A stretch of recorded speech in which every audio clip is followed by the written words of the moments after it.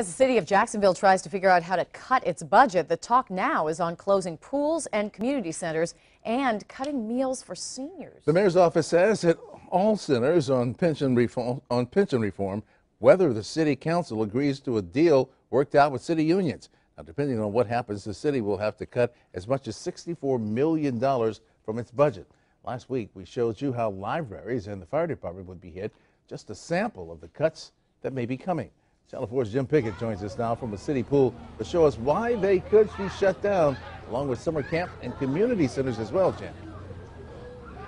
You know, Rob, looking at these kids here at the Durkeeville Center here, this is at the Emmett Reed Community Center, swimming in the pool. They're having a great time, and it's hard to explain to them and even to their parents that the city may be cutting funding for this next summer because they're looking ahead to next year's budget. And it looks like pools like this and the special events that are being held here at the community center could say bye-bye next year because of the city budget.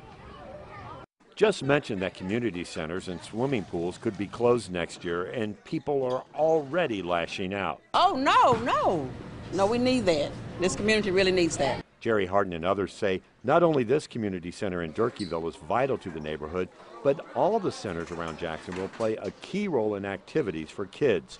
April Smothers brings her little boy here for summer camp and says without it, she doesn't know what will happen. It wouldn't be so good for the kids because they wouldn't have anything to do.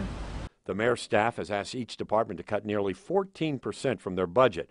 For the Parks Department, that means $2.1 million. To reach that, the Parks Department is proposing closing 15 community centers. They've not decided which ones. The department would also do away with after-school and holiday programs. And the plan would be to reduce summer camp programs next year, and that could affect about 1,200 kids. The plan would also close half of the city pools next year, which would eliminate the Learn to Swim and swim team programs at those locations. Well, obviously our park system is a very popular part of the community, and we're again going to look at what the department's proposals are, keep in mind the strategic priorities of the community, and take a look at what we can best do to meet the budget demands without raising taxes on many of our residents and still have quality services. Robert Evans says his 3 kids take advantage of many of the programs and can't understand why the city would target kids to save money. When the school's out, everybody like to come and just have fun with each other, but if they cut all that, then you're going to have some kids getting in trouble, doing bad things. You know, here at the Emmett Reed Center, this is part of the Summer Lights program that's going on. That program is also up for budget cuts as well that they could see happen there. That's why people are upset, because these are positive things that's happened in the community.